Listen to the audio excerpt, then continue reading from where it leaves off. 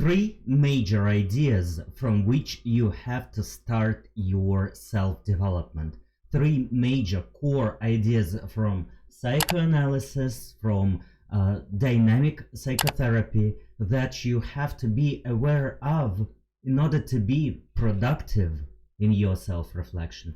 Hi everyone, my name is Tim and I'm a psychotherapist from Denmark originally. I was born in Kazakhstan, raised in Russia, and I'm from a Russian-speaking context. Currently, I'm into psychoanalytic training, and I want to share my ideas about self-reflection, being the better version of yourself. And I think that I can help you with that a lot. Psychoanalytic ideas is a very good frame for structuring lots of self-help advice. There are millions of books on self-development, on self-improvement, self-help, but without understanding the theoretical basis, all these ideas are useless. Why I have to be kind to myself? Why I have to make a journal? Why I have to go to the therapy and not to do it on my own, for instance? All these questions are valid questions. Does coaching work? Can I use only willpower to change my life, for instance? And so on. I could talk about that a lot, but I'm gonna take 15 minutes and share my thoughts and ideas. Let's put this thing over here. So please pay attention. There are lots of videos on YouTube, I understand that, about where to start your self-development and so on. Why do I think that I have something to add here? Well, first of all, I'm studying psychoanalysis and I'm a practicing psychotherapist. I work with clients all over the world in English and in Russian. Secondly, my cultural background as the representative of the Russian culture could also give us a lot. Because one of the ideas in Freud is that there is unconscious mind. So let's imagine an iceberg. There is some conscious part, let's say 5%, and there is unconscious part of our psyche, which is 95%. And what's happening here within this unconscious part, this is extremely important. This is like the main idea. And there are lots of conflicts, and there are different parts of ours that we are gonna explore. And one of the parts is super ego, norms, rules. And me being from collectivistic Russian culture means that my super ego part is very strong. Someone might call it sadistic even. And from this point of view, getting and into my idea of how do I cope with the feelings that are produced by superego. What are these feelings? Shame. All these words, tata, shaming. You could add wherever you want. This is about it. Shame, guilt, all kinds of social anxiety, social awkwardness. These are the results of superego being actively involved in your psyche. So I guess this is an interesting direction. Secondly, collectivistic culture means that individual life is less important as the collective state. And in this case, okay, how can I still focus on my individual needs?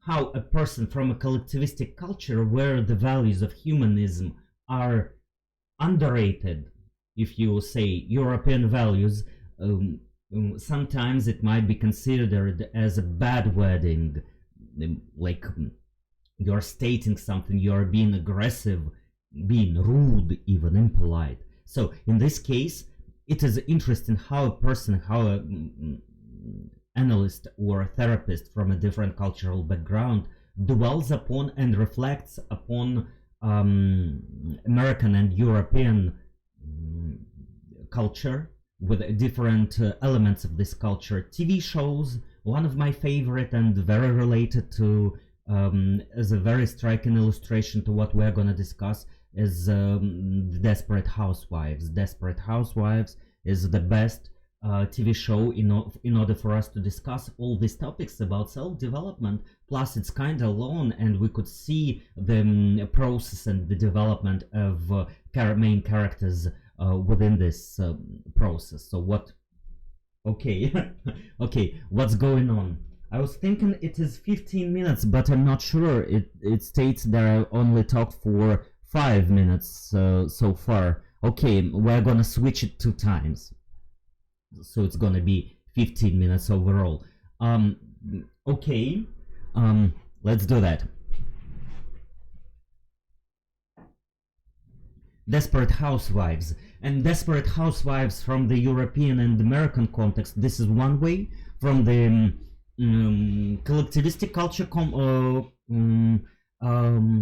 context, this is different way. So we're gonna look about that. Also, if we're talking about child development, let's take the classic handbook on child development. One of the core theories of child development, and I know about that, and it is stated very clearly, chapter 6, cognitive and language development, and we have Vygotsky socio-cultural theory. And Vygotsky is Russian. His concept is a Russian concept. And this concept and access to his works could also help us. And when we're saying about Vygotsky, and maybe some of you heard about this Soviet psychologist, but Vygotsky was deeply involved into the ideas of psychoanalysis, because psychoanalytic movement was very popular and strong in Russia. So definitely there is a lot that we could learn from Vygotsky. We're gonna also dwell on his ideas and psychoanalytic ideas. I've already said the first thing that you have to be aware of, the existence of subconscious mind. This subconscious mind is different from the conscious stage. There is lots of happening there. Predominantly there are instincts or desires, and there are traumatic experiences. So early childhood experience matters a lot, and in this case it's a good idea to look at your mother and father. And I prepared the question for you, maybe to reflect. Please write them down. I do not promise, but sometimes I'm gonna provide you with self-reflective questions, so that our videos are not about just merely listen and that's it, or watch and that's it. Although I'm gonna try to do a good picture for you, aesthetically pleasing picture, and in a way how I look, and there are gonna be like signals to you based on how I look, and based on the background picture. So the first question: is there a recurring theme in your dreams or an intense reaction you had recently? Dreams, and dreams is basically the main road of understanding the subconscious, unconscious mind. And second, what these recurrent themes in dreams or intense reactions could reveal about your deeper concerns. So basically about the unconscious mind. Secondly, there is conscious, there is unconscious. In these unconscious, there are some instincts, for instance, sexual instincts or aggressive drives, and traumas. If I understand them, it's gonna be painful for me. That's why I try not to understand them, not to bring them up at the unconscious level. And in this case, there are different, this is number 2, defense mechanisms that you use. Well, every person uses defense mechanisms. Defense mechanisms, like the most clear and easy for non-therapist to look at is Nancy McWilliams' psychoanalytic diagnostics. So you can look at that. There is a third chapter or second chapter about defense mechanisms. These are very good. What are the most frequent defense mechanisms? Well, you know, I'm sure from the popular short videos, the Nile is the river in Egypt. So denial, right? Denial. I deny that there is certain drive or certain problem. A projection. So I project my aggression or my envy, any impulse, onto another person. For narcissists, there is such complex, but it's not popular, but still projective identification. We're not going to talk about that so far, but still there is like this and more. The basic idea that Freud developed in the very beginning is the idea of suppression. So I suppress these and suppression was initially historically the first defense mechanism. Okay, my question to you with regard to defense mechanisms. So next time you catch yourself on being defensive in one way or another, ask yourself, what am I defending against here? Is it a fear, a past hurt, or maybe an insecurity? If you can answer this question, you could live at least partly through some of your experiences or acknowledging some of your drives. That's gonna make you more whole, like more accepting of yourselves. I guess this is important. So, and the last concept, a repetitive compulsion. Repetitive compulsion, meaning tendency to repeat certain patterns or scenarios.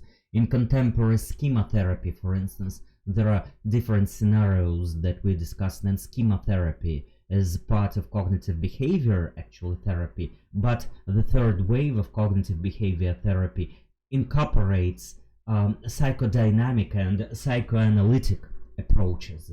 That's why we're talking about unconscious elements of unconscious and all this. So the question here would be, please write down for self-reflection. We're here about self-reflection. The question here, okay, the last one. Are there any recurring themes? And if there are, you have to think about that.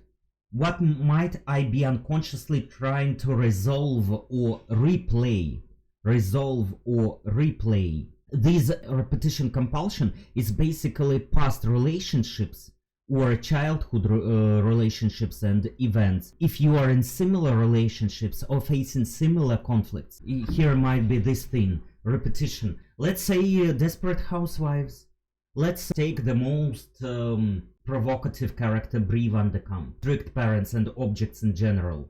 And as a result, her relationships with men in her life might be somehow replaying the same scenario, like very strict, cold parent, and then she's in relationships with this cold parent, right? This is number one.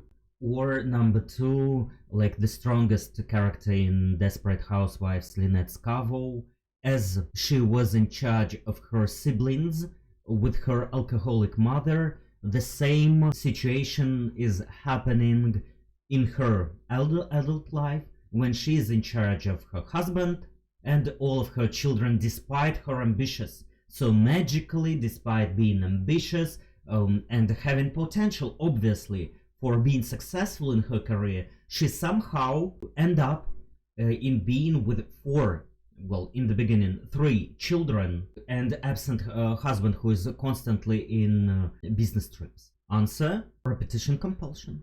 Scenario, and you have scenarios. Maybe you constantly select people with alcohol abuse problems, partners with alcohol abuse problems, or in Sex and the City, you select Carrie Bradshaw, people who try to avoid relationships, Mr. Big, right? And you being with anxious type of connection, try to get him, and he flees away, right? And you're constantly frustrating. Also a scenario, right?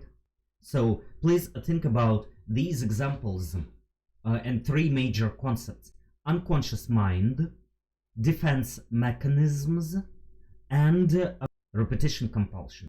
And then we ask questions about can I do something? Yes, there is something I can do. Also, even within the times of Sigmund Freud, 1930s, his follower, I like her, and if you stumble across her book, please do have a look. Karen Horney, German psychoanalyst, and who moved later on to the United States, published a book, Self-Analysis. And her book, Self-Analysis, is the motivation for me to run this YouTube channel, and the concept of this YouTube channel, reflecting on contemporary American culture, TV shows and movies. We're gonna look like in the mirror, what can I grab for my own development? What can I think about? So partially this concept and my YouTube channel, English speaking YouTube channel, is devoted to Karen Horney, and the second one is devoted to my grandmother. My grandmother, Valentina Illarionovna Shlemova, who, being retired and being on a budget, still devoted resources and paid for my English speaking training. In post-Soviet countries, the level of education, specifically in terms of foreign languages, is barbarically low, and you have to pay to teachers, professors, if you want to know the language. And my granny paid on her small pension for my tuition in English, so that I could be better in that, at least. And then my father in high school also paid for my training in English. So I devote my all these to Karen Horney, to my granny, and to my fathers. Thank you very much for watching this video, and I do hope to see you in the next ones. Up to now, please subscribe, and wish you all the best.